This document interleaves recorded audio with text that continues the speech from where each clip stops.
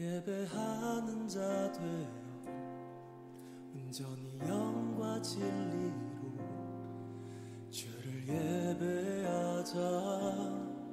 주가 우리와 함께 영원히 함께 하시고 마르지 않는 샘물로 우릴 채우시리.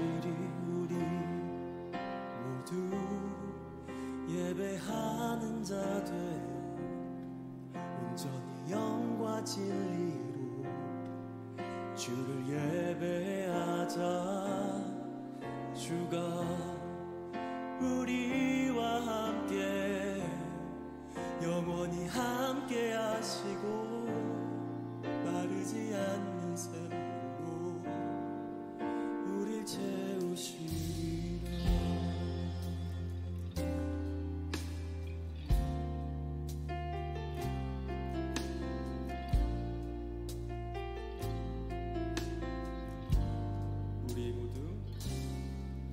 우리 모두 예배하는 자 되어 온전히 영과 진리로 주를 예배하자. 주가 우리와 함께 영원히 함께 하시고 마르지 않는 샘물로 우리 채우시리. 모두 예배하는 자 되어 온전히 영과 진리로 주를 예배하자. 주가 우리와 함께 영원히 함께 하시고 마르지 않는 샘물로 우리 채우시리. 우리 모두 예배하는 자 되어 온전히 영과 진리로 주를 예배하자. 주가 우리와 함께 영원히 함께 하시고 마르지 않는 샘물로 우리 채우시리라.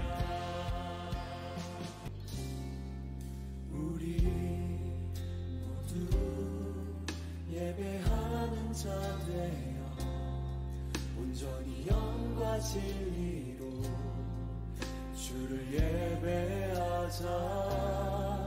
주가 우리와 함께 영원히 함께 하시고 마르지 않는 샘물로 우리 채우시리. 모두 예배하는 자 되어 온전히 영과 진리로 주를 예배하자.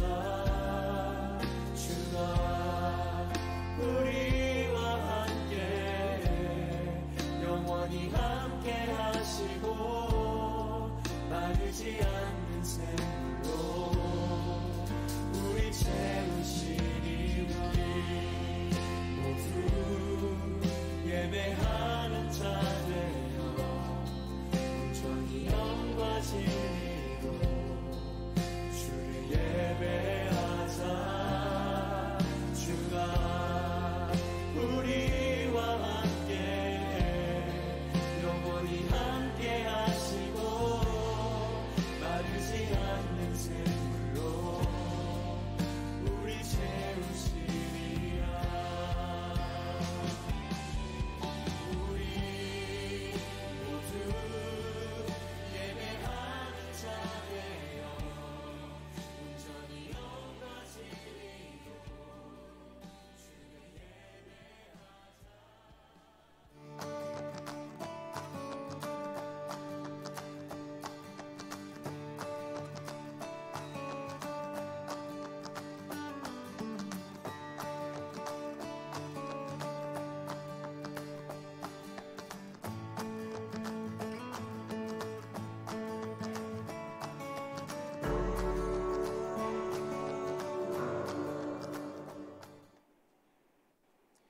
할렐루야.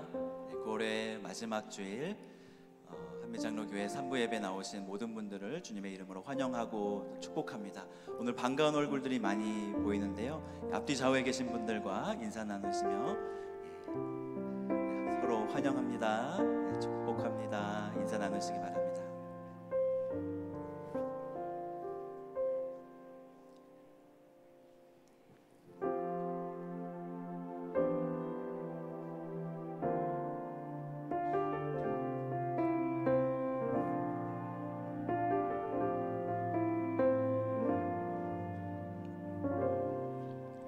우리 모두 예배하는 자 되어 온전히 영과 진리로 주를 예배하자. 주가 우리와 함께 영원히 함께 하시고 마르지 않는 샘물로 우릴 채우시. 우리 모두 예배하는 자 되어 온전히 영과 진리로 주를 예배하자. 주가 우리와 함께 영원히 함께 하시고 마르지 않는 샘물로 우릴 채우시리라.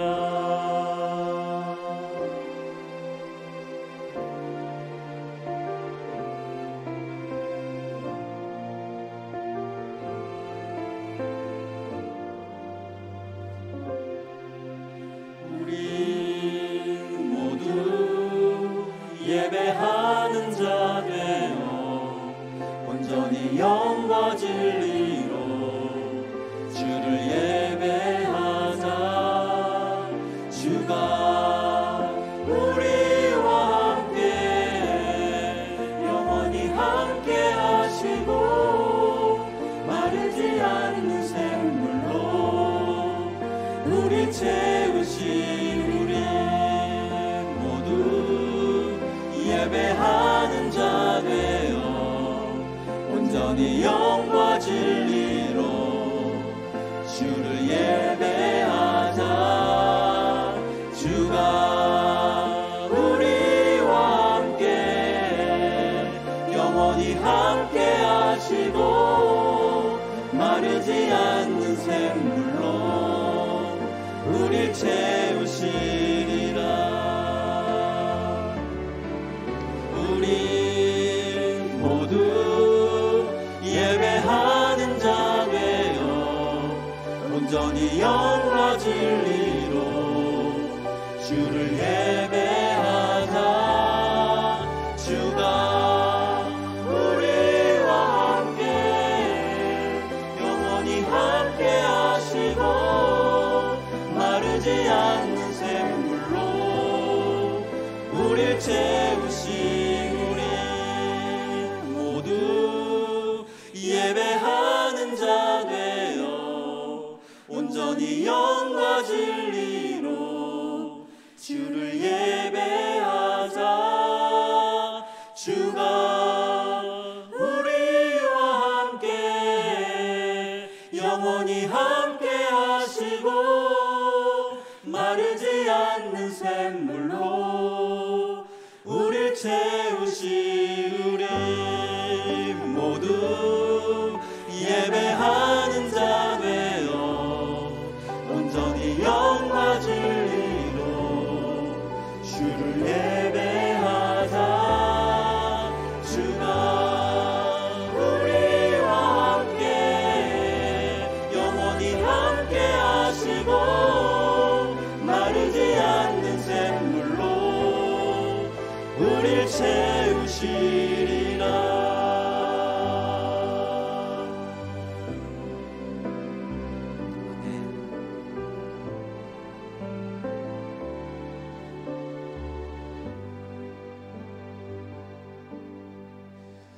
이 시간 자리에서 일어나셔서 기쁨으로 주님을 찬양하겠습니다.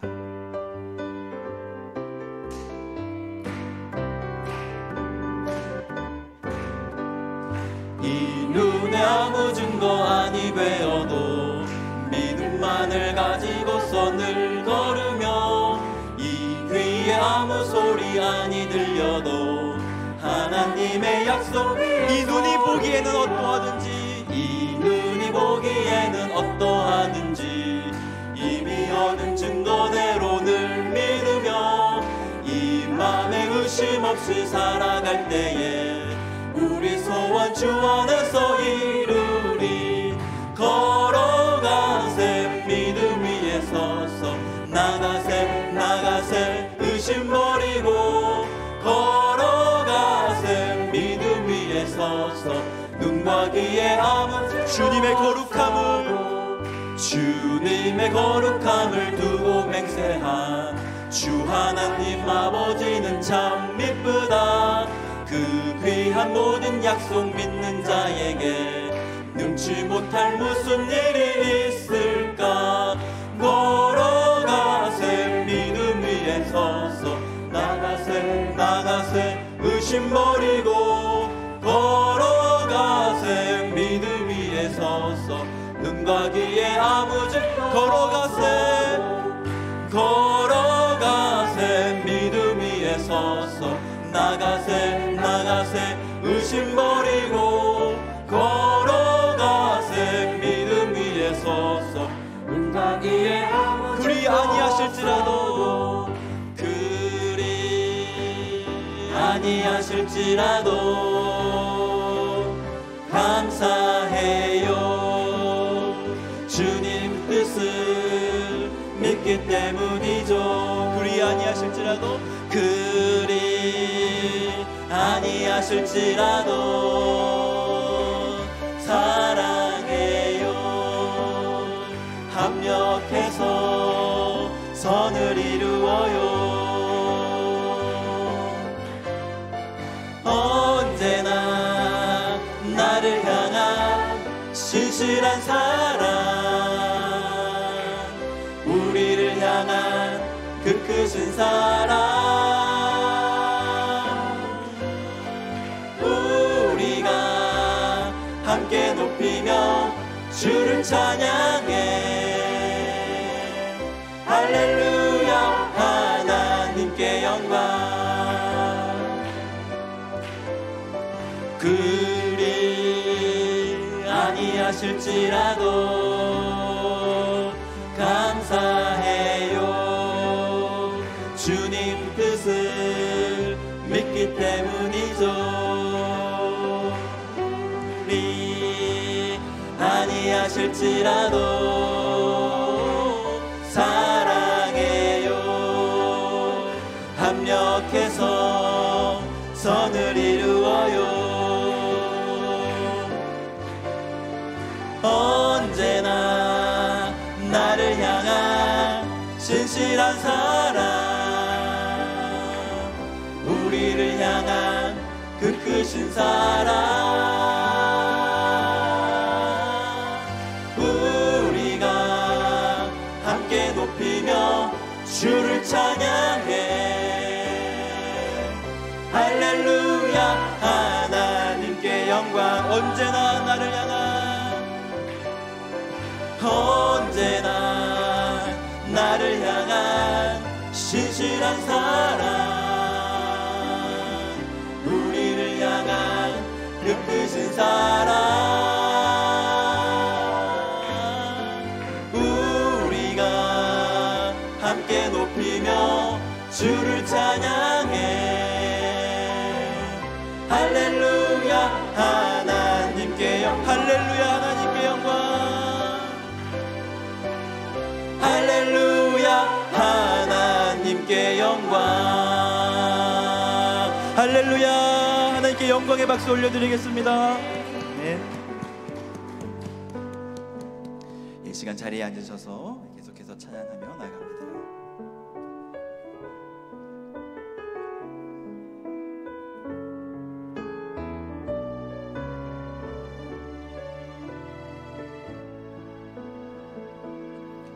전능하신 나의 주 하나님은 능치 못하실 일 전혀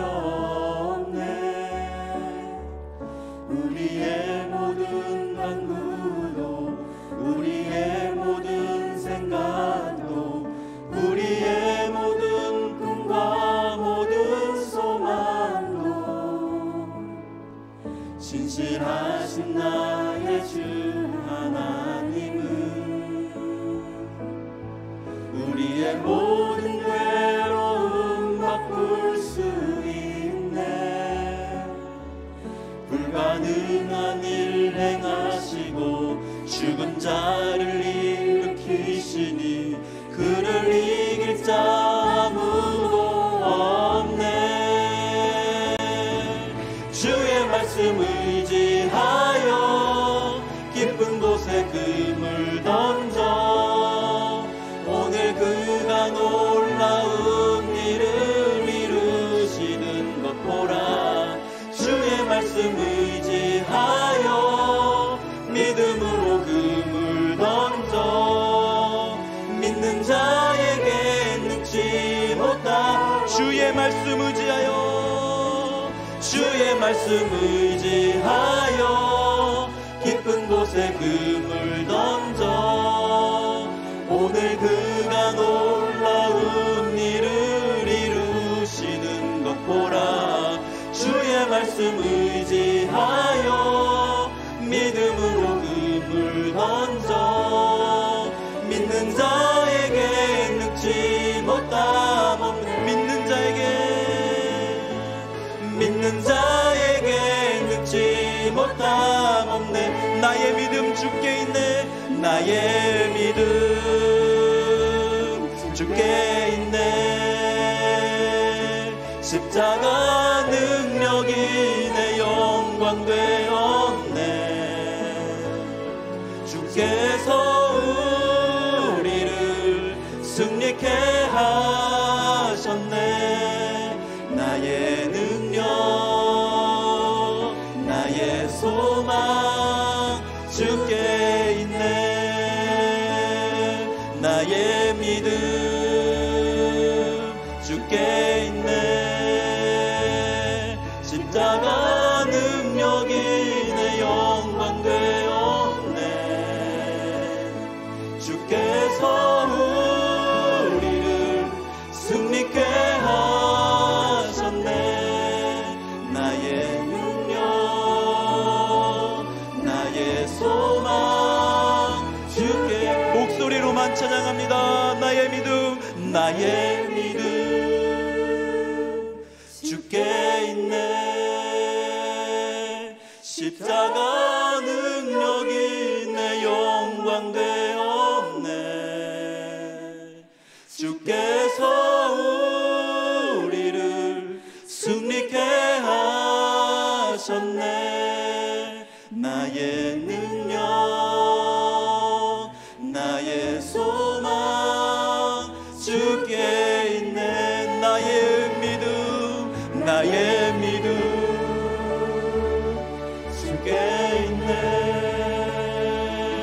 십자가 능력이 내 영광 되었네. 주께서 우리를 승리케 하셨네. 나의 능력 나의 소망 주께 있네.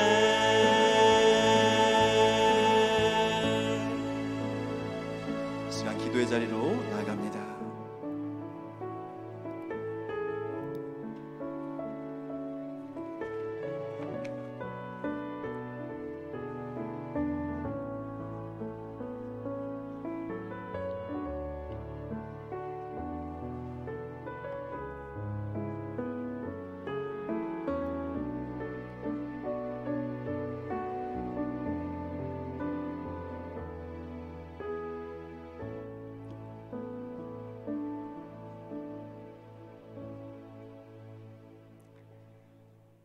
하나님 아버지, 저희의 능력과 모든 소망이 주께 있음을 고백합니다.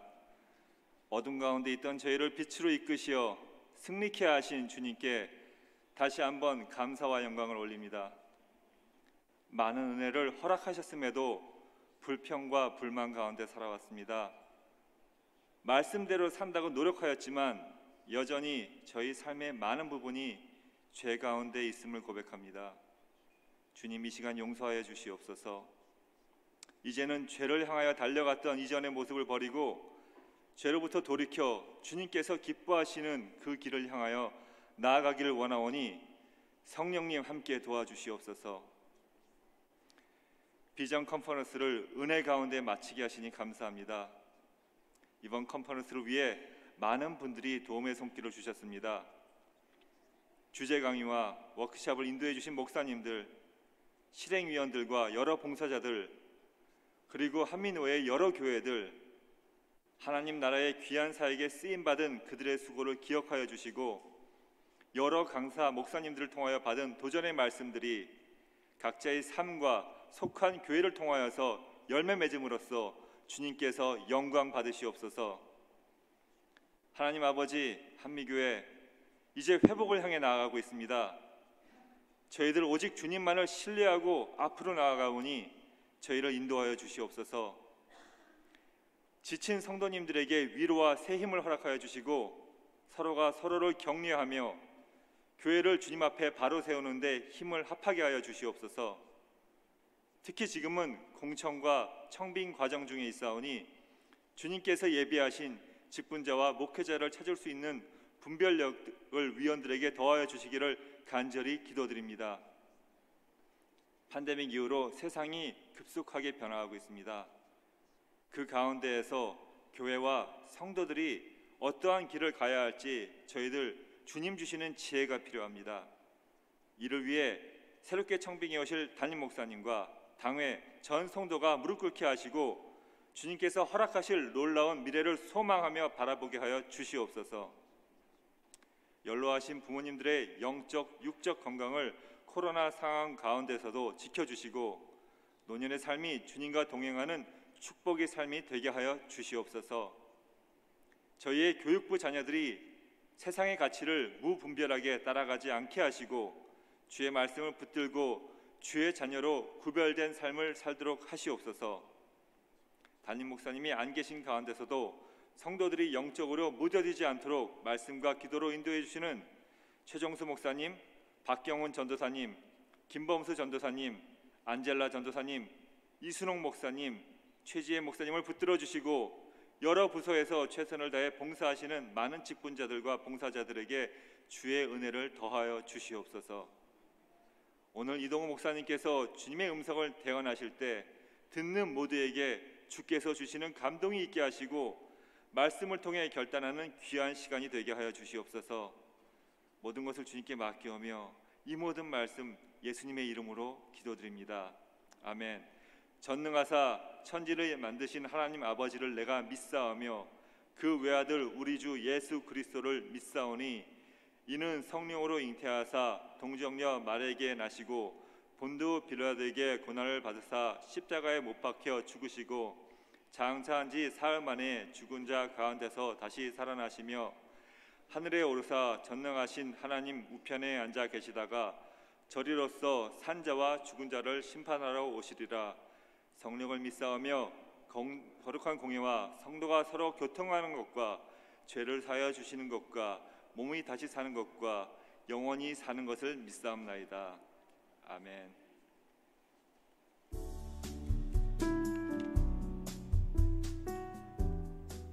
하나님을 기뻐하는 것이 우리의 힘입니다. 9월 26일 한미장로교회 예배에 나오신 모든 성도님들을 축복하고 환영합니다. 오늘은 한계를 넘어서는 삶의 방법이라는 제목으로 이동우 목사님께서 말씀을 전해주십니다. 말씀을 통해 큰 은혜 받으시기를 바랍니다. 지난주 목요일부터 토요일까지 진행된 평신도 비전 컨퍼런스의 모든 일정을 주님의 은혜 가운데 마쳤습니다. 그 기쁨의 시간들을 영상으로 만나보시겠습니다.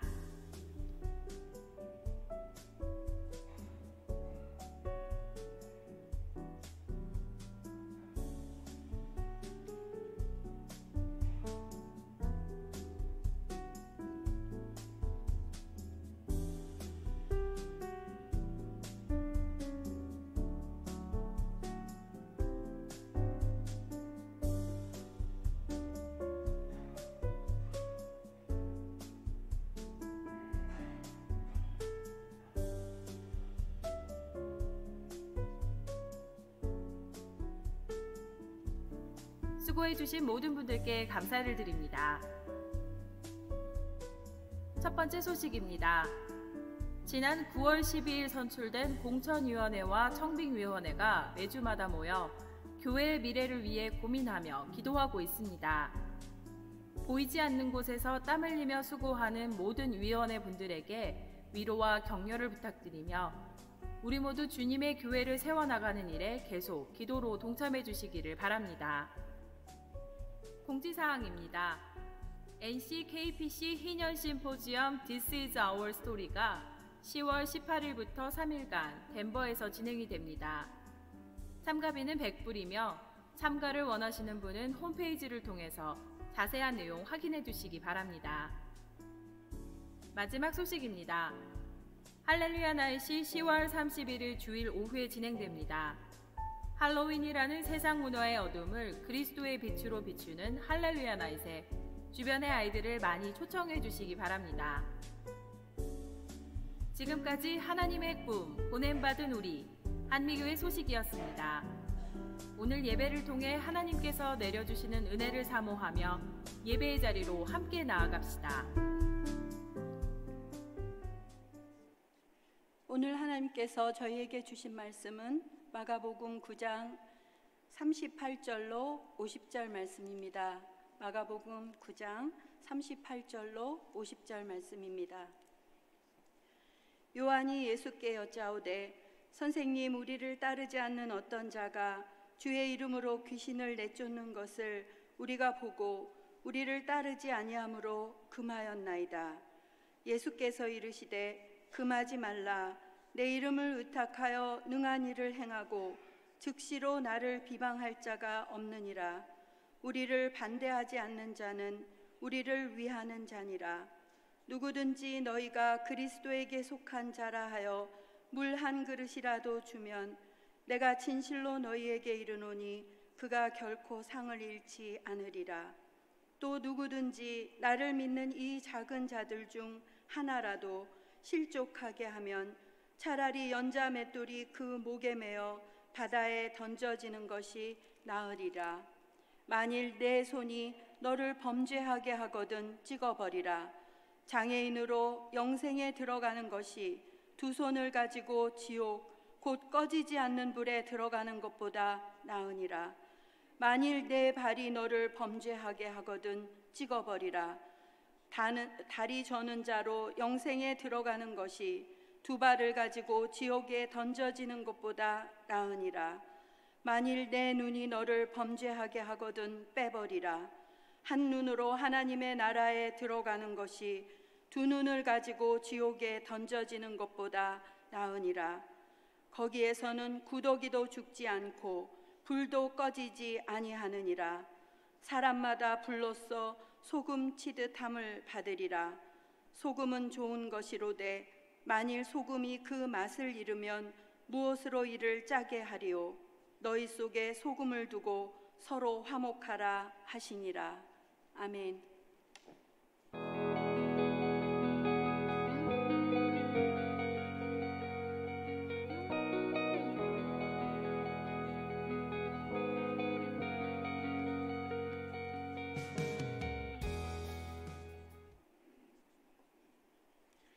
함께 기도하겠습니다.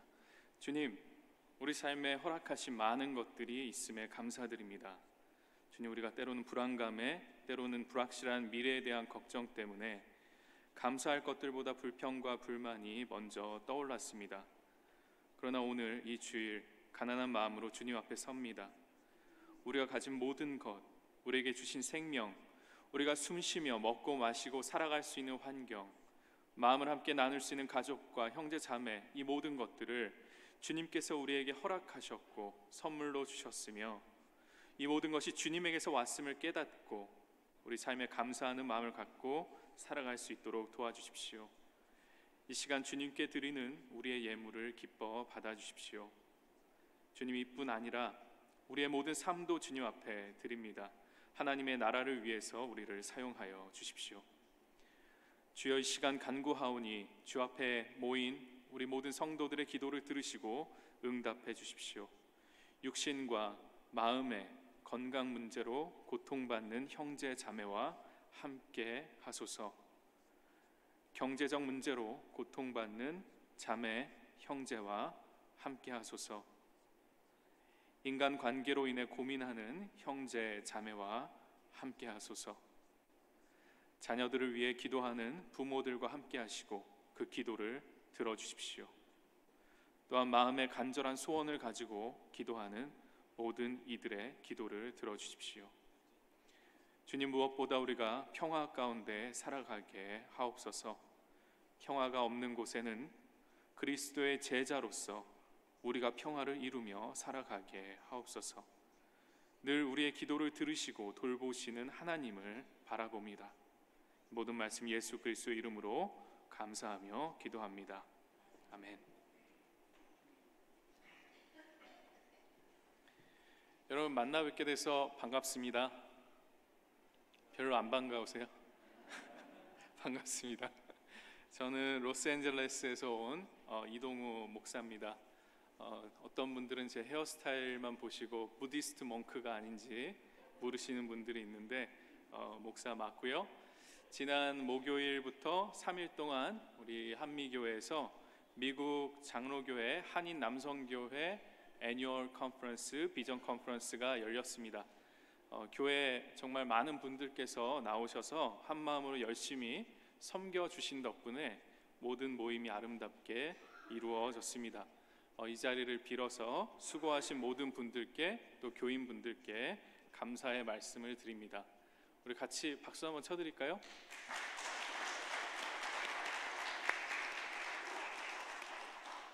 저는 이번 컨퍼런스에 강사로 초대되어서 포스트 팬데믹과 미주 한인교회라는 제목으로 이 팬데믹 시대를 지나고 있는 교회들이 미래를 준비할 수 있도록 같이 고민하고 메시지를 전했습니다. 그리고 집에 바로 돌아가지 않고 오늘 이 주일에 여러분과 만나서 또 하나님의 말씀을 전할 수 있게 되어서 개인적으로 매우 기쁘게 생각합니다. 오늘 하나님 말씀을 통해서 우리를 향하신 하나님의 뜻을 우리가 깨닫고 또 깨달은 것을 실천할 수 있는 우리 모두가 되면 참 좋겠습니다. 제 소개를 이렇게 길게 드릴 수 있지만 안 드리도록 할게요. 궁금하신 분들은 구글링 해보시면은 아마 조금은 아실 수 있으리라 생각합니다. 우리 시간을 아껴서 말씀을 더 나누도록 하겠습니다. 우리 말씀 나누기 전에 잠깐 함께 기도하겠습니다. 주님, 이 시간 우리 가운데 말씀하여 주시옵소서. 우리가 듣겠습니다. 예수 그리스도 이름으로 감사하며 기도합니다. 아멘. 자, 오늘 우리가 함께 나눌 말씀은 성서 일과를 따른 말씀입니다. 성서 일과는 3년 동안 각 주일에 어떤 말씀을 전할지가 정해져 있는 일과표예요. 그래서 그 성서 일과를 따른 말씀으로 예수님과 12제자가 등장하는 이야기입니다. 제가 1부 때는 잘 몰랐는데 좀 전에 여기 앉아서 말씀을 이렇게 읽는 걸 보니까 좀 너무 무시무시하더라고요. 그래서 왜 저 목사님이 저 말씀을 가지고 왔나 생각하실지 모르겠지만 그렇게 이해해 주시면 좋겠습니다. 자, 예수를 쫓는 제자들은 자신의 고향과 직장과 가족을 뒤로하고 예수께서 가시는 그 길에 함께 선 사람들이었습니다. 그러나 그들의 그런 열정과 희생에도 불구하고 3년이 채 되지 않는 시간 동안 사람이 전인적으로 변한다는 것은 참 힘든 일이겠죠. 그래서 성경에 4개의 복음서와 사도행전 또 서신서들은 제자들의 이러한 불완전한 모습을 그대로 드러내 보이며 우리에게 알려주고 있습니다. 예수님의 가장 지척에서 가장 근거리에서 모든 것을 함께 경험했음에도 불구하고 오늘 우리가 읽은 말씀처럼 제자들은 자신들의 좁은 세계 속에 갇혀 있음을 알 수가 있습니다. 오늘 우리가 읽은 부분의 바로 앞부분을 보면요, 혹시 성경 가지고 오신 분들은 같이 따라가시면서 보셔도 좋겠습니다. 9장 33절 이하에서 누가 더 크냐, 이 문제를 가지고 제자들 사이에 다툼이 벌어지고 있는 장면이 등장합니다. 이 12명으로 이루어진 작은 제자들 무리 안에서 누가 1등이 되겠는가, 누가 예수님께서 하나님의 나라를 이 땅에 세울 때 1등 공신으로 그 옆에 서서 상을 받겠는가? 누가 예수의 사랑과 인정을 더 받겠는가? 누가 세상의 부러움을 한 몸에 받는 그 영광스러운 자리에 앉게 되겠는가? 이런 문제로 서로 경쟁하고 있습니다. 그들에게는 이것이 매우 중요한 문제인 것처럼 보입니다. 그래서 제자들은 누가 더 큰 제자인가? 이 문제를 가지고 서로 치고받고 경쟁을 하고 있습니다. 자, 좀 더 위로 가보죠. 9장 14절 이하에 등장하는 이야기에서도 이와 비슷한 모습을 발견할 수가 있습니다. 예수께서 베드로와 야고보, 요한 이 세 제자만 데리고 높은 산으로 기도하러 올라가셔서 영광스러운 모습으로 변모되는 그 변화산 사건을 겪는 장면이 등장합니다. 그 사건이 있은 후에 제자 셋과 다른 제자들 있는 곳으로 예수께서 돌아오셨습니다. 그런데 보니까 큰 무리가 제자들을 둘러싸고 웅성웅성하고 있는 것을 발견하게 돼요. 제자들이 율법학자들과 논쟁을 벌이고 있었습니다. 얘기를 들어보니까 한 아버지가 경련을 일으키는 병이 있는 아이를 제자들에게 데려와서 고쳐달라고 했어요. 근데 제자들이 고쳤을까요? 못 고쳤을까요? 못 고쳤어요. 네. 그래서 예수를 트집 잡으려고 왔던 이 율법학자들이 이 모습을 보고 제자들과 논쟁을 벌이고 있었던 것이죠. 성경에 그 논쟁의 내용이 무엇인지는 정확하게 나와 있지 않지만 그 자리에 있던 제자들은 아마 사람들 앞에서 큰 창피를 당했을 겁니다.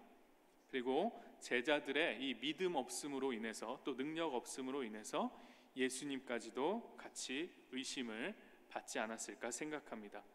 그럼에도 불구하고 오늘 읽은 말씀에서 드러나듯이 제자들은 이 12명에 속하지 않은 다른 사람들이 예수의 이름으로 기적을 행하는 것을 인정하지 않으려고 했던 것이죠. 사도행전과 서신서들에서 예수께서 부활하시고 승천한 이후에 이 땅에 남겨진 제자들의 이제 스토리가 쭉 이어지죠. 예수님 없이, 스승 없이 이 땅에 남겨진 그런 공포와 또 로마 제국의 박해 속에서 예수 그리스도의 제자된 공동체들이 어떻게 교회를 이루고 또 복음의 행진을 이어가는지를 우리가 그 이야기를 볼 수가 있습니다. 그러나 그 모든 과정들이 다 마찰 없이 평화롭게 진행된 것이 아닙니다. 예수 그리스도의 복음이 팔레스타인이라는 그 작은 땅을 벗어나서 유대인의 문화적이고 언어적인 그 바운더리를 넘어서서 이방인들에게 전해지기 시작했을 때 유대인 기독교인들은 그 사실을 인정하기가 힘들었어요. 유대인의 전통적인 관점에서는 이방인들과 함께 식탁의 교제를 나누고 형제 자매로 같은 구원을 받은 사람임을 인정한다는 것을 도저히 용납할 수가 없었던 것이죠.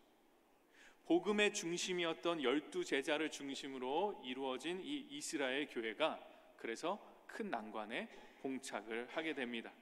오늘 우리가 읽은 마가복음의 말씀과도 어떻게 보면 비슷한 상황이라고 할 수 있겠지요.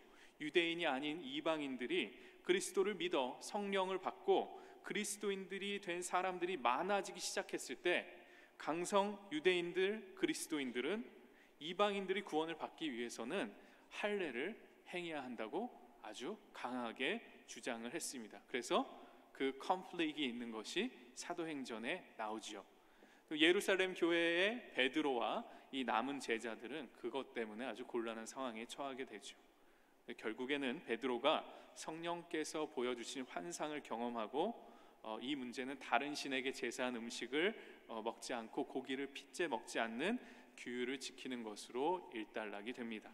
그러나 사실 생각해 보면요, 이 규율들도 유대인의 시각으로 본 그들의 편견을 드러내고 있는 것이죠. 예수께서는 그 모든 것을 자유케 하셨는데 말이죠. 이렇듯 초대 교회에서 유대인 그리스도인들과 이방인 그리스도인들 사이에는 알력 관계가 존재했습니다. 유대인의 벽을 넘어서서 이방인들에게 예수 그리스도의 복음이 전해진 것은 성령께서 하신 일입니다. 하나님의 일입니다. 그러나 그들은 자신들의 시각, 즉 자신들의 프레임에 갇혀 있습니다. 누가 더 정통인가, 누가 진정한 예수의 직계 제자로서 권위를 갖는가? 유대인이 아닌 이방인들이 성령을 받았다는 것은 이 선택받은 민족이라는 유대인들의 자부심에는 도저히 받아들이기가 힘든 일이었습니다.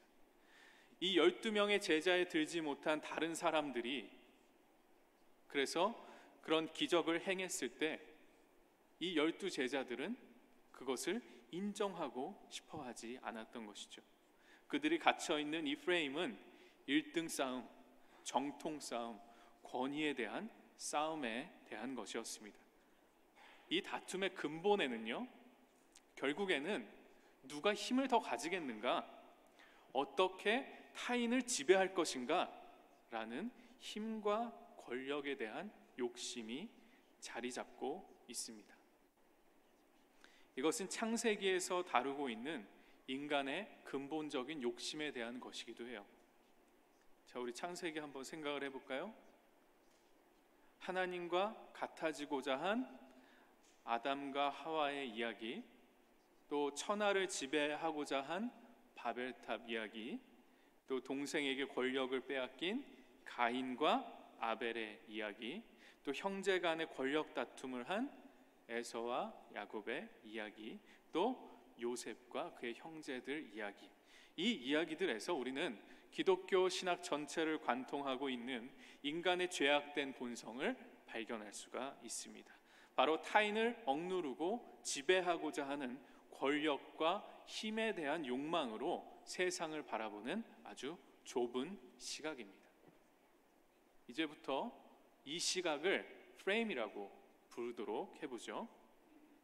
예수께서는 이러한 제자들의 한계를 아주 잘 알고 계셨어요. 그래서 오늘 우리가 읽은 말씀을 통해서 프레임을 넘어서는 생각에 대해서 제자들에게 가르치셨습니다. 예수께서는 제자들이 서로 높고 낮음을 저울질하고 경쟁하고 권위를 갖기 위해서 노력하기보다는 예수 그리스도의 제자된 무리, 즉 하나의 커뮤니티로서, 하나의 공동체로서 자신을 바라보기를 원했습니다. 복음을 위해서 신분, 출신, 성별, 언어, 문화, 재산, 지적 능력에 상관없이 모두를 받아들이고 섬기는 마음을 갖도록 가르치셨습니다. 애초에 12제자들의 면면을 보면요, 자신들이 잘 나가고 조건이 좋고 준비가 돼 있어서 예수 선택을 받은 것이 아니었습니다. 그러나 제자들은 그 프레임을 벗어나지 못했던 것이죠. 이미 자신이 가지고 있는 세상을 바라보고 인식하는 그 프레임을 넘어서기란 여간 어려운 일이 아닙니다. 우리도 마찬가지죠. 그 프레임은 자신이 태어난 이 세상이 가르쳐준 삶의 방식이에요. 어떻게 보면 상식이라고도 할 수 있겠죠. 또 부모가 자식에게 물려준 삶의 철학이기도 해요. 호구 잡히지 않고 살아갈 수 있는 지혜로운 삶의 방식이라 부를 수도 있을 겁니다. 그러나 예수께서는 제자들이 상대방을 타인화시켜서 배격하고 예수를 따르는 또 다른 무리의 이 사람들을 하나님 나라를 위해 함께 노력해가는 제자의 커뮤니티가 아닌 사람들로 보았던 것이죠. 그러나 예수께서는 그들 모두를 그 제자의 커뮤니티 안으로 포용하고 있습니다. 예수께서 제자들을 가르치신 것은 사람이 세상을 바라보는 태도와 인식을 조금만 변화시키면 전에 보지 못했던 새로운 선택지를 발견하게 된다는 것이에요. 만약 제자들이 예수님의 가르침을 잘 이해하고 자신의 그 좁은 프레임을 넘어서서 생각을 했다면 이런 생각을 하게 됐겠죠. 어떻게 우리가 하나님의 아들이신 예수 그리스도의 사역에 더욱더 힘을 낼 수 있을까? 하나님의 나라로 대표되는 이 하나님의 뜻이 어떻게 하면 우리를 통해서 이 땅에 더 드러날 수 있도록 역할을 우리가 하겠는가? 예수께서 이 땅에 불러오신 구원의 이 놀라운 소식을 어떻게 우리가 실천하면서 살아갈 것인가? 예수께서 가르치셨듯이 우리가 어떻게 하면 더욱더 낮아지고 예수의 복음을 믿고 헌신하겠는가? 그리고 먼저 온 사람들이 나중에 온 사람들을 더 높여서 어떻게 복음을 함께 협력해 나갈 수 있을까? 어떻게 하면 복음의 참 뜻을 우리 모두가 깨달을 수 있도록 서로 도와줄까? 이런 생각을 할 수 있었겠죠. 그러나 제자들은 아직 그러한 상황에 가 있지 못했습니다. 개개인의 욕심과 생존을 향한 그 본능적 두려움에 바탕한 우리의 생각의 한계를 넘어서는 것이 굉장히 중요합니다. 두려움에 기반한 혐오와 배제의 언어를 넘어서야 합니다. 사람들을 줄 세우고 우등하고 열등한 사람들로 나누고 돈 많은 사람과 가난한 사람으로 나누고 죄인과 죄인이 아닌 사람을 나누고 신앙심이 깊은 사람과 그렇지 않은 사람들을 나누고 자신의 편과 자신의 편이 아닌 사람들을 나누는 것은 제자들이 보여주고 있듯이 이기적이고 자기중심적인 프레임에 갇힌 생각입니다. 제가 지금까지 세상을 살면서 경험해 보니까 이러한 프레임을 가진 사람들일수록 자신들이 공평무사하고 상식적이라 우기는 경우가 많았습니다. 설명을 아무리 해줘도 받아들이질 않더라고요. 자신의 뜻을 결코 굽히지 않더라고요. 자신은 맞고 남은 틀리다고 그렇게 고집을 하더라고요. 이런 사람들은 결국 자신이 무엇을 잘못 생각하고 있는지를 모른 채 그대로 살아가는 경우가 많습니다. 이렇게 한번 자리 잡은 생각의 프레임은 스스로 넘어서기가 참 어려운 것입니다. 그러나 오늘 말씀은 우리에게 이야기해주고 있습니다. 마가복음 9장 42절입니다. 성경이 있으신 분들 한번 같이 찾아보시죠. 나를 믿는 이 작은 사람들 가운데서 하나라도 죄짓게 하는 일을 해서는 안 된다. 이 자신의 작은 프레임 안에 갇혀서 살아가다 보면 모든 것을 자기 이익 중심으로 보는 시각에서 벗어날 수가 없게 됩니다. 옆에 있는 나보다 작은 사람들, 나보다 못한 사람들, 소외된 사람들, 힘이 약한 사람들, 신분 문제가 있는 사람들, 가족의 어려움 때문에 곤란한 상황에 빠진 사람들, 육체의 병 때문에 고통받는 사람들, 과거의 잘못을 저질렀으나 회개하고 길을 돌이키는 그 사람들을 보고 들을 수 있는 눈과 귀를 잃어버리게 됩니다.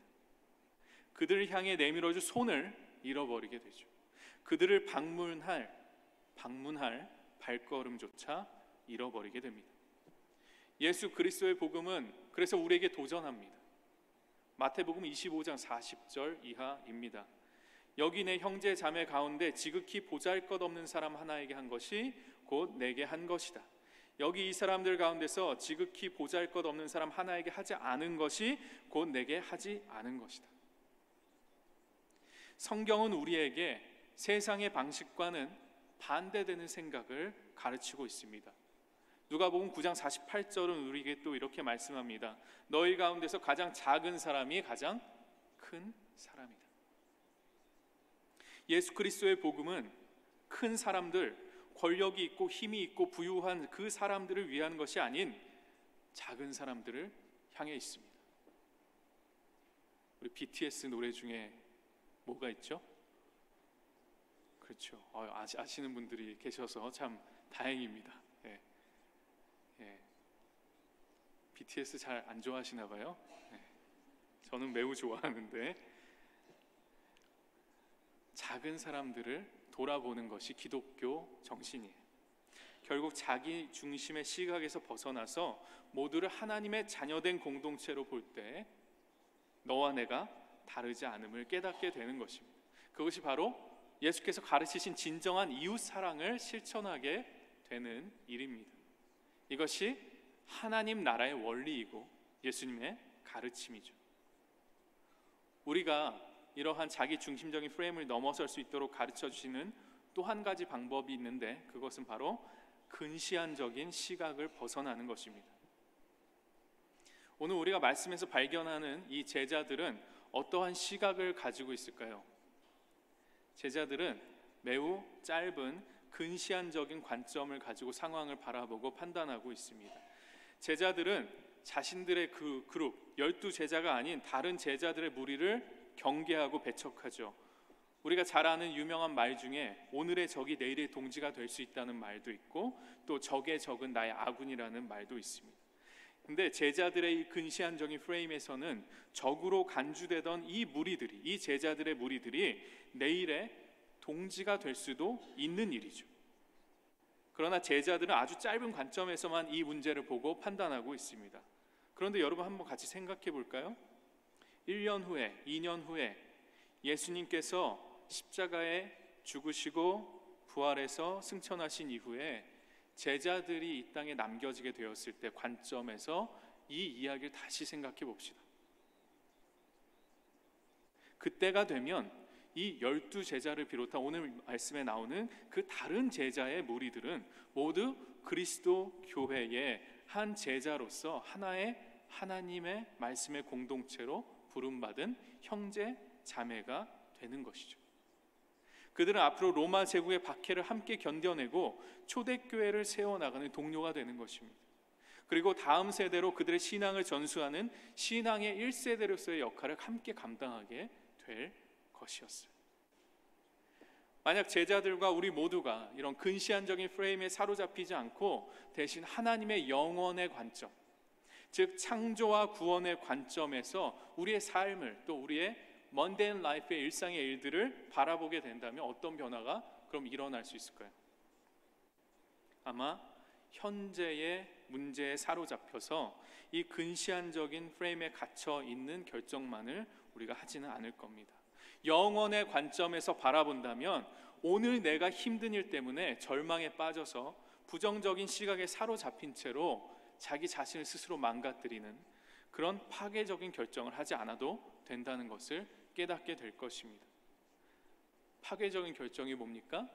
내 앞에 있는 나를 괴롭게 하는 저 사람들을 꼭 나의 적으로 돌리지 않아도 괜찮다라는 것을 깨닫게 되는 것입니다.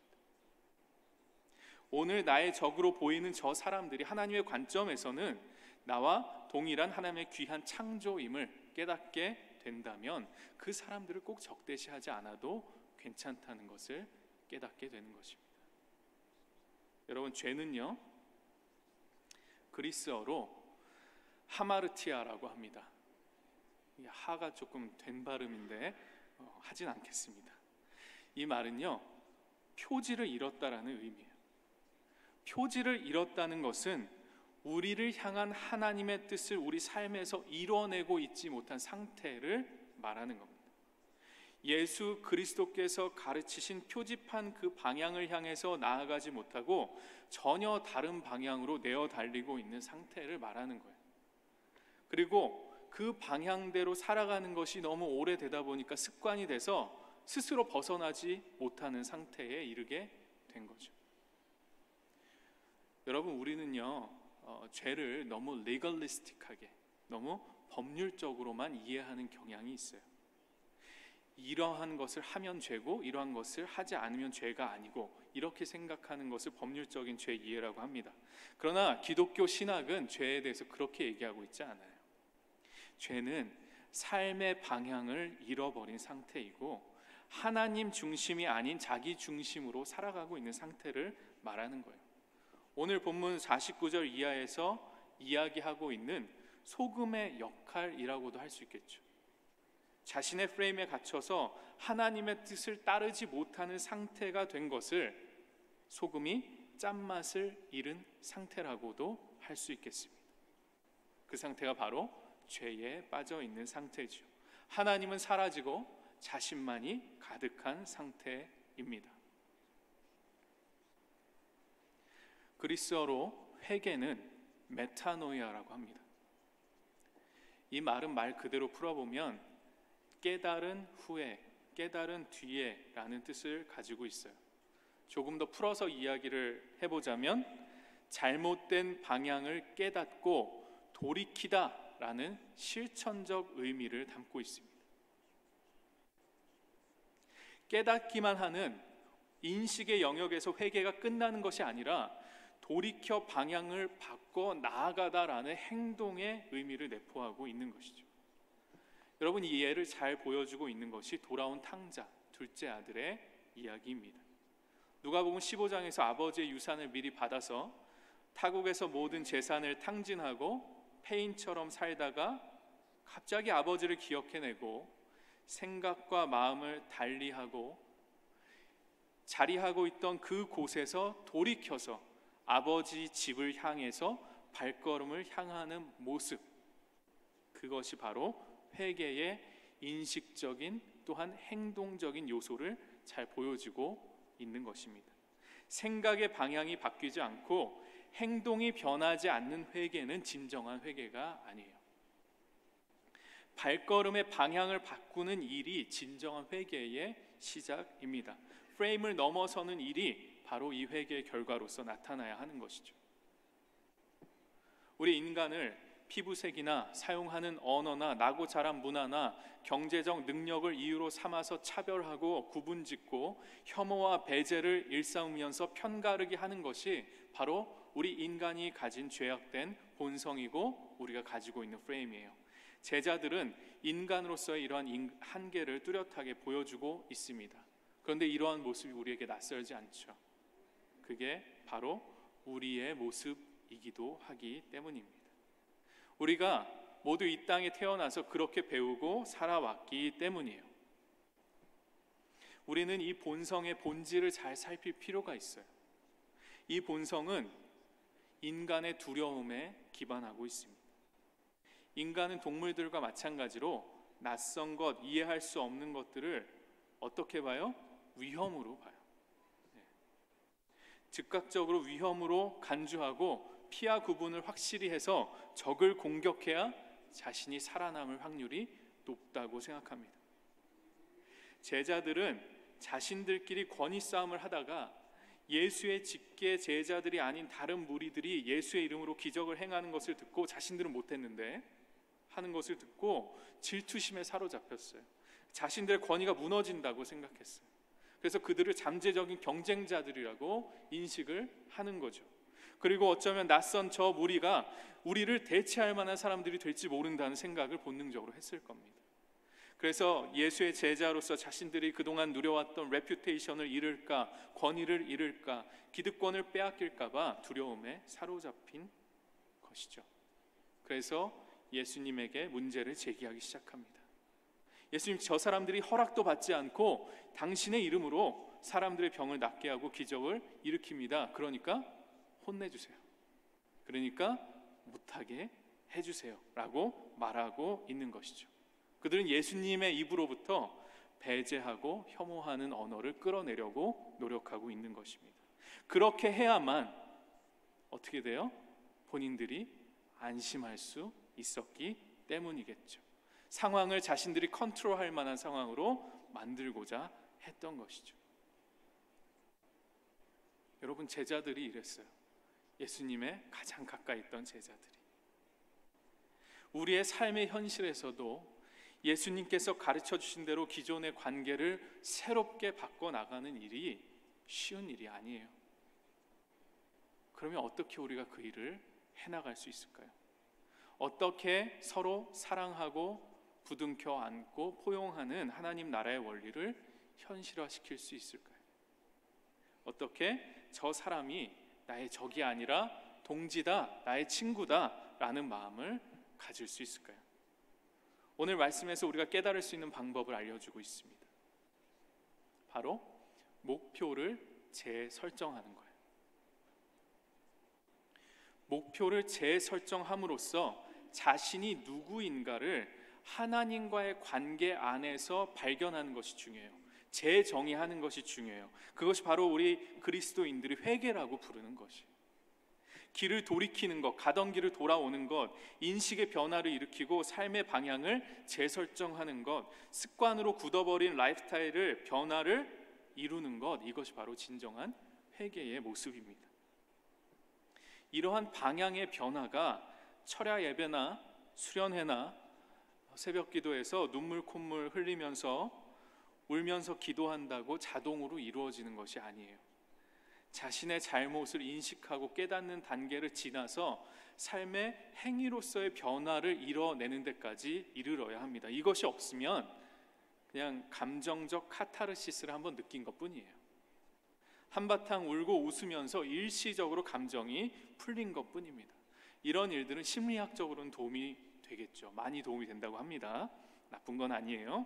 그렇지만 그것은 그때뿐이에요. 힘이 없어요.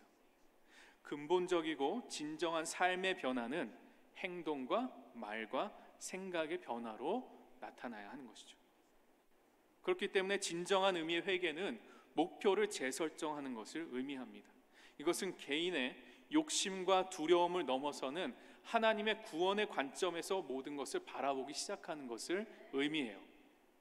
인간에게 한계에 지워져 있는 이기적인 마음과 욕심을 벗어나서 하나님의 구원의 관점에서 모든 일들을 바라보기 시작하면 여러분 정말 멋진 일들이 일어나기 시작합니다. 개인적인 나 그리고 집단적인 우리, 이 바운더리를 넘어서서 하나님의 뜻에 더 가까운 시각에서 바라보려고 노력하면 전에 깨닫지 못했던, 전에 보이지 않았던 새로운 관점이 생겨납니다. 도저히 이해할 수 없는 일들을 이해할 수 있는 가능성이 생겨나게 됩니다. 도저히 용서할 수 없는 사람들을 새롭게 바라볼 수 있는 가능성이 생기는 것입니다. 모든 일들을 나의 관점이 아닌 더 넓고 더 높은 관점에서 바라볼 수 있는 가능성이 생기는 것입니다. 물 한 잔 먹고 해도 괜찮겠죠?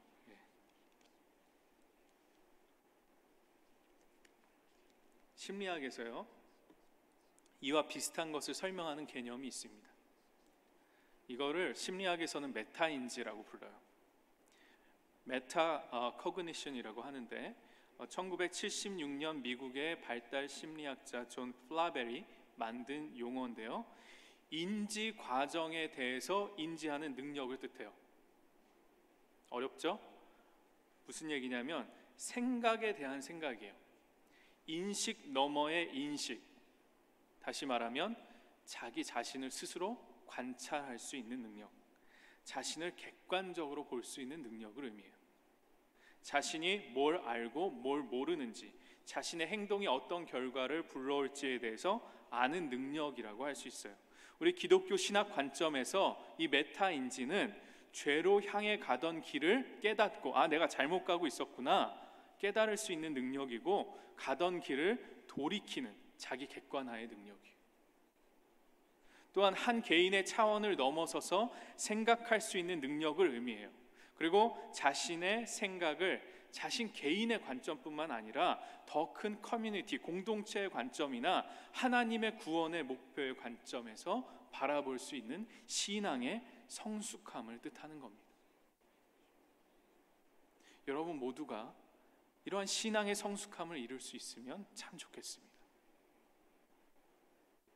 하기 싫으세요? 별로예요? 그러면 이 신앙의 메타인지를 통해서 우리가 바라보아야 할 진정한 목표는 무엇일까요? 예수 그리스도께서 목표하셨던 하나님의 나라를 이 땅에 이루는 것이고, 하나님께 영광 돌리는 일이고, 자신의 삶의 모든 일들과 성취한 모든 것들이 하나님의 은혜를 깨닫는 거예요. 그리고 겸손하게 이웃을 사랑으로 돌보는 거예요. 내가 남들보다 조금 더 잘나고, 내가 조금 더 참았고, 내가 조금 더 노력해서 성공을 이루었으니까 나는 저 사람보다 더 낫다. 나는 죄를 짓지 않았고 다른 사람은 죄를 지었으니까 내가 더 우월하다.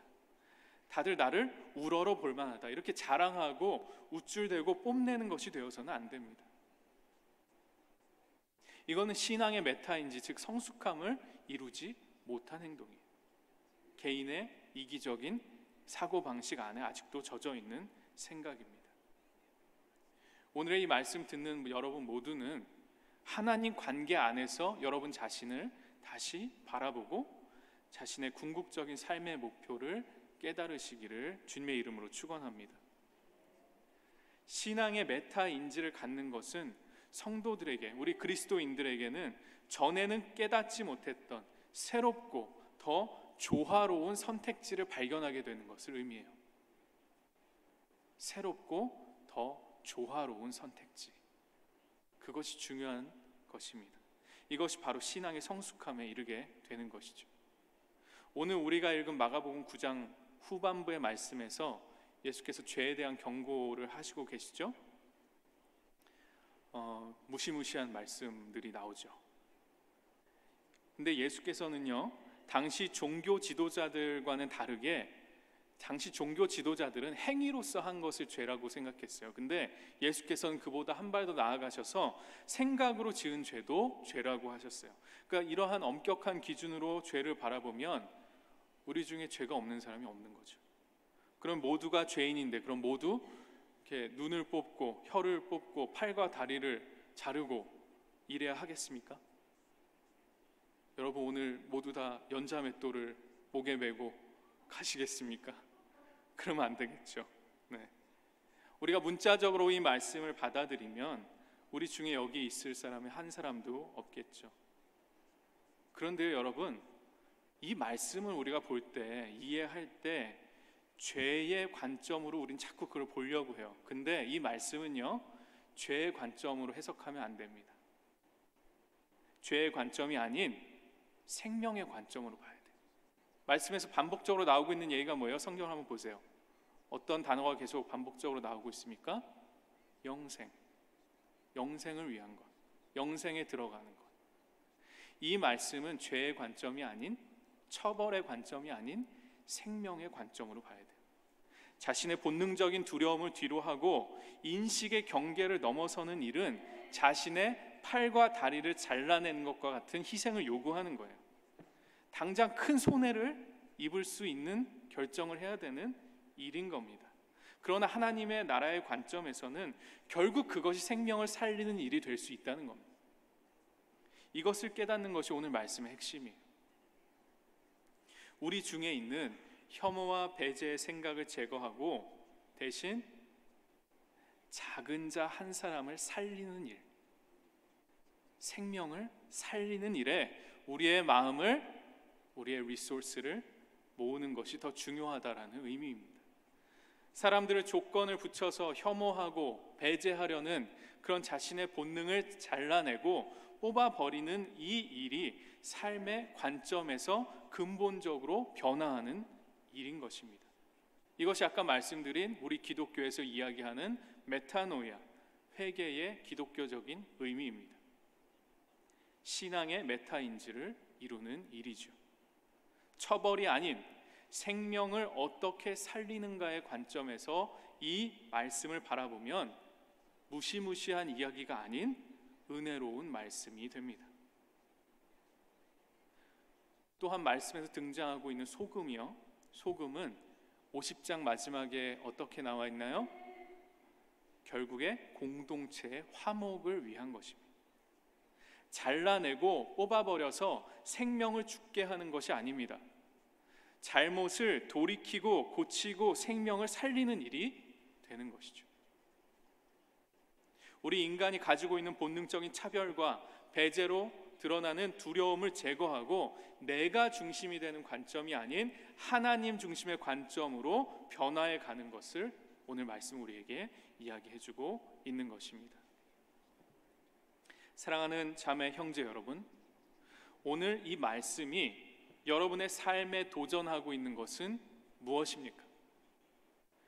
여러분이 혹시 작은 생각의 틀에 갇혀서 자신만의 생각에 빠져 있는 부분이 있는지요? 여러분을 힘들게 하거나 괴롭게 하는 사람이 혹은 어떤 일들이 혹은 어떤 상황이 여러분의 주위에 있기 때문에 여러분 많이 괴로우십니까? 그 일이나 그 상황이나 그 사람이나 그 그룹을 오늘 말씀에 비추어서 다시 한번 생각해 보면 어떨까요? 여러분이 붙잡혀 있는 좁고 작은 그 생각의 틀을 넘어서서 더 넓고 더 크고 더 긴 관점에서 바라본다면 어떨까요? 본능적인 두려움으로부터 벗어나서 하나님의 관점으로 오늘 여러분을 바라본다면 어떨까요? 그리고 여러분의 가족과 여러분의 친구와 여러분의 교회를 함께 바라본다면 어떤 점을 새롭게 볼 수 있고 또한 어떤 조화로운 시각을 가질 수 있을까요? 그리스도의 구원의 관점에서 바라본 오늘 여러분을 향한 하나님의 미션이 무엇입니까? 우리 한미 교회 공동체를 향한 하나님의 뜻이 무엇일까요? 여러분, 이런 생각을 해보실 수 있으면 좋겠습니다. 이 말씀을 통해서 깨달은 것들을 실천해 나가실 수 있기를 축복합니다. 선을 긋는 것이 아니라, 혐오와 배제하는 것이 아니라, 잘라내고 죽이는 것이 아니라, 품어 안으며 받아들이는, 생명을 살리는, 전혀 다른 쪽으로 시각을 바꾸는 그런 문화를 형성해 나갈 수 있기를 바랍니다. 나의 관점이 아닌 예수 그리스도의 구원과 하나님의 창조의 관점에서 여러분과 주위의 모든 것을 이전과는 다르게 인식할 수 있기를 축복합니다. 자신의 이익과 자신이 속한 그룹에 유익이 되는 것을 더 넘어선 하나님의 더 광대하고 더 높은 관점, 전 우주적인 관점에서 여러분의 삶과 교회를, 또한 목회를 바라보고 하나님의 나라를 여러분의 삶 속에 이루어 가시는, 현실화해 가시는 여러분이 되기를 주님의 이름으로 축복합니다. 이 시간 오늘 우리 받은 말씀을 가슴에 담고 우리 잠시 침묵 가운데 기도하도록 하겠습니다.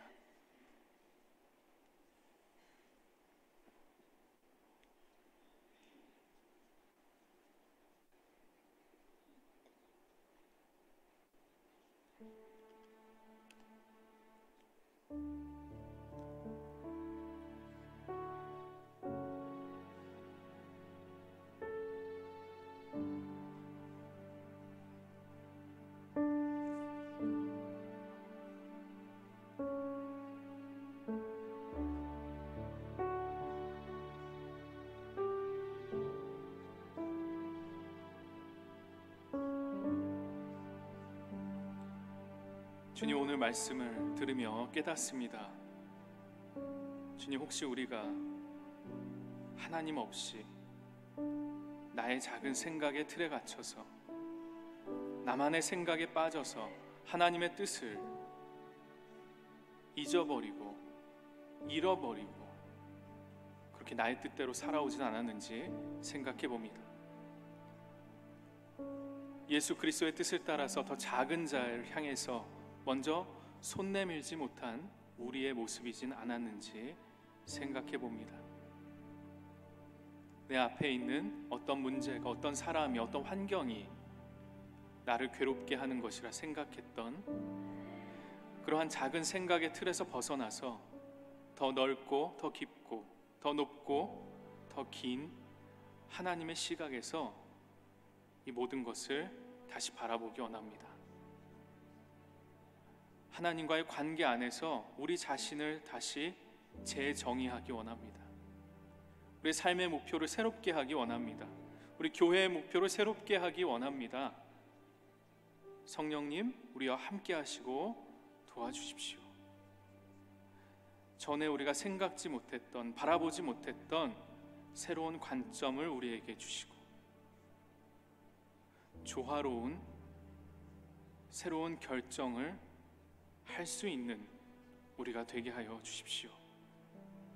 하나님이 우리에게 향하신 하나님의 뜻, 우리의 미션을 발견해 갈 수 있는 우리가 되게 하여 주십시오.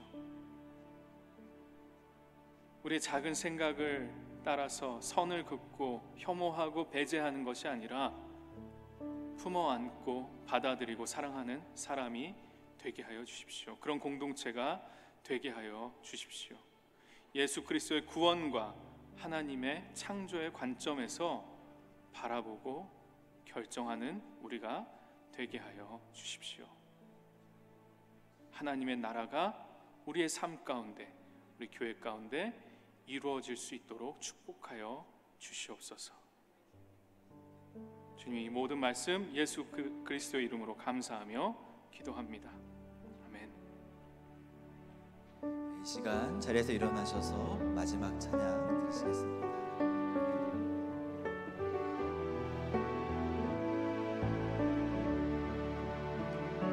작은 불꽃 하나가 큰 물을 일으키려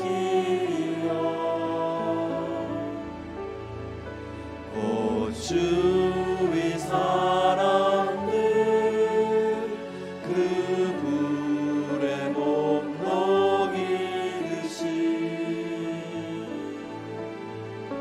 주님의 사랑이 같이 한번 경험하며 그의 사랑 모두에게 전하고 싶으리. 새싹이 돋아나면 새들은 지저귀고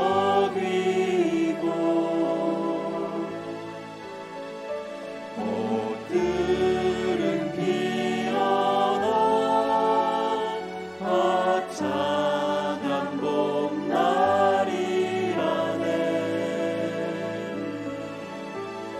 주님의 사랑 놀라워 한번 경험하며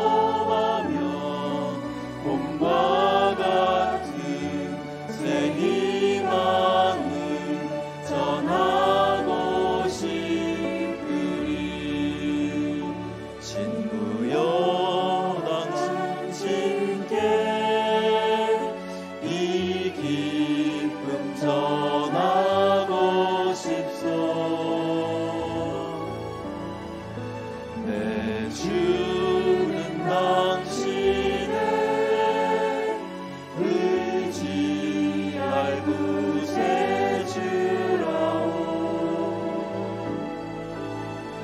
산 위에 올라가서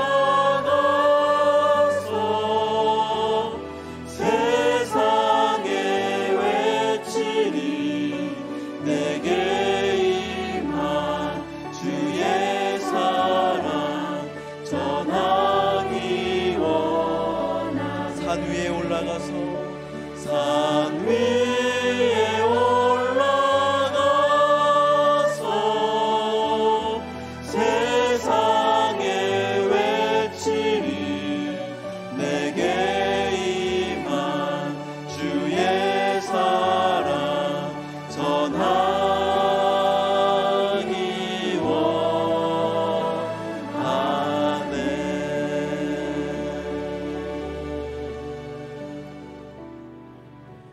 지금은 우리 주 예수 그리스도의 은혜와 하나님의 사랑하심과 성령님의 함께 하심이 이 자리와 또한 온라인에서 함께 예배드리는 모든 성도들의 삶 가운데 지금부터 영원토록 함께 하시기를 빕니다. 아멘.